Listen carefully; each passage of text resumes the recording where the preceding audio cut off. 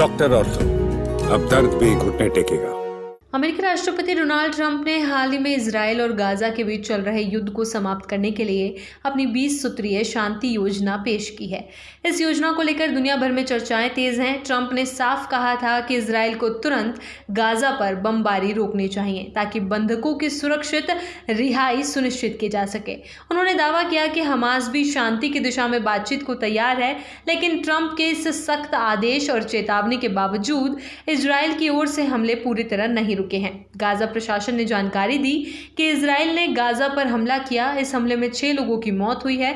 अधिकारियों के मुताबिक गाजा शहर में एक मकान पर किए गए हमले में 4 लोगों की जान गई, जबकि दक्षिणी खान यूनिस इलाके में 2 अन्य लोग मारे गए। स्वास्थ्य कर्मियों का कहना है कि लगातार हमलों से गाजा में हालात और भयावह होते जा रहे हैं। कुछ दिन पहले राष्ट्रपति ट्रंप ने 20 सूत्रीय गाजा शांति योजना का ऐलान किया था।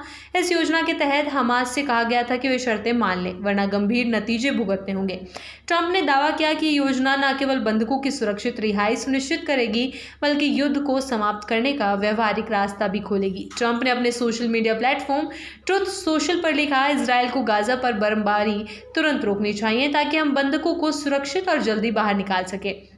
ये सिर्फ गाजा का मुद्दा नहीं है, बल्कि पूरे मध्य पूर्व में स्थायी शांति की दिशा में कदम है। उन्होंने खुद को गाजा में शांति लाने में सक्षम एकमात्र व्यक्ति बताया और कहा कि इस 2 साल पुराने युद्ध को समाप्त करने के लिए वो अपनी राजनीतिक पूंजी दांव पर लगाने को तैयार है। इजरायली प्रधानमंत्री बेंजामिन नेतन्याहू के कार्यालय ने ट्रंप की पहल पर सकारात्मक प्रतिक्रिया दी है। नेतन्याहू ने कहा कि उनकी सरकार शांति योजना के पहले चरण को लागू करने के लिए तैयार है। इजरायल के सैन्य प्रमुख ने भी कहा कि सेना को निर्देश दिए गए हैं कि वे आक्रामक गतिविधियों को सीमित करें और किसी भी संभावित समझौते के लिए तैयार रहे। हालांकि इजरायल ने स्पष्ट रूप से ये नहीं कहा है कि वो युद्ध विराम लागू करेगा या नहीं। यही कारण है कि अंतर्राष्ट्रीय स्तर पर अभी भी संदेह बना हुआ है। गाजा पर नियंत्रण रखने वाले संगठन हमास ने भी ट्रंप की योजना पर आंशिक सहमति जताई है। हमास के नेताओं ने कहा कि वे बंधकों की रिहाई और संघर्ष विराम पर बातचीत करने के लिए तैयार हैं, लेकिन इसके बदले में उन्हें गाजा की मानवीय स्थिति सुधारने और नाकेबंदी खत्म करने की गारंटी चाहिए। ये प्रतिक्रिया ट्रंप के अल्टीमेटम के ठीक बाद आई, जिससे संकेत मिलता है कि कूटनीति के जरिए रास्ता निकल सकता है, बशर्ते इजराइल सैन्य कार्रवाई कम करे। इजराइल के भीतर भी युद्ध को लेकर असंतोष बढ़ रहा है। बंधक परिवार लगातार सरकार पर दबाव डाल रहे हैं कि वो सभी बंधकों की सुरक्षित वापसी के लिए तुरंत वार्ता शुरू करे। इजराइल में शांति की मांग तेज हो रही है, लेकिन नेतन्याहू की सरकार दक्षिणपंथी सहयोगियों के दबाव में युद्ध जारी रखे हुए है। राजनीतिक विशेषज्ञों का मानना है कि ट्रंप की मध्यस्थता का सहारा लेकर नेतन्याहू अपने खिलाफ बढ़ते घरेलू असंतोष को कम करने की कोशिश कर सकते हैं।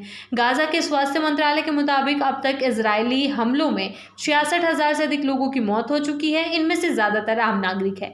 लगातार बमबारी के कारण गाजा की आधी से ज्यादा आबादी बेघर हो चुकी है। भोजन और दवाओं की भारी कमी है।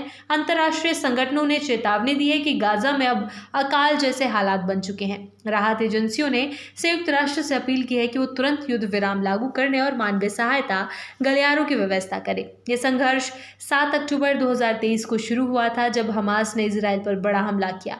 इस हमले में 1200 इजरायली नागरिक मारे गए और 251 लोगों को बंधक बनाकर गाजा ले जाया गया। इजराइल का दावा है कि अभी भी 48 बंधक गाजा में मौजूद हैं, जिनमें से 20 जीवित बताए जा रहे हैं। उसी दिन से ये युद्ध लगातार चल रहा है और पूरे मध्य पूर्व की स्थिरता को प्रभावित कर रहा है।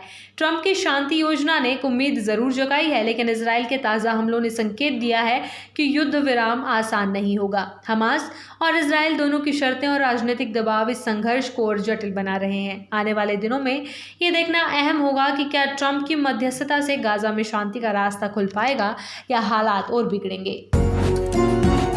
डॉक्टर ऑर्थो, अब दर्द भी घुटने टेकेगा।